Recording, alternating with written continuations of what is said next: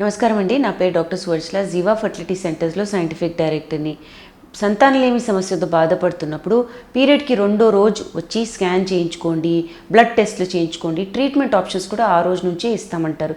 ఇది ఎందుకు చేస్తారంటే పీరియడ్ వచ్చినప్పుడు ఎండోమెట్రియల్ లైనింగ్ అంటే గర్భసంచి పొర మొత్తం బయటికి రావడం స్టార్ట్ అవుతుంది. అలాంటప్పుడు అండాశయాల్లో కూడా నెక్స్ట్ పీరియడ్ కోసం ప్రొసీజర్ అంతా స్టార్ట్ అవుతుంది. అంటే నెక్స్ట్ పీరియడ్కి అండం పెరగడం అనేది స్టార్ట్ అవుతుంది. ఏదైతే గ్రూప్ ఉంటుందో అండాశయాల్లో అండాలు అవి పెరుగుతాయి. వాటిలో నుంచి ఒకటే పెద్దగా అయిన తర్వాత అది విడుదలవుతుంది. సో ఇది కరెక్ట్ టైం. ఈ కరెక్ట్ టైంలో ఏంటంటే ఎన్ని అండాలు పెరుగుతున్నాయి అండాశయాల్లో అనేది చూడడం జరుగుతుంది. స్కాన్తో హార్మోన్ టెస్ట్ ద్వారా హార్మోన్ లెవెల్స్ బాగున్నాయా లేదా చాలా తక్కువ ఉన్నాయి, చాలా ఎక్కువ ఉన్నాయి, ఇవన్నీ కనుక్కొనే ట్రీట్మెంట్ ఆప్షన్స్ ఇస్తారు. తప్పకుండా సెకండ్ డే నుంచి డే 5 దాకా విండో ఉంటుంది ట్రీట్మెంట్కి.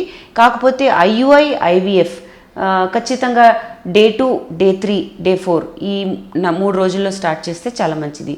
దీని గురించి ఇంకా వివరాల కోసం తప్పకుండా జీవా ఫర్టిలిటీ సెంటర్స్కి వచ్చేయండి. Thank you.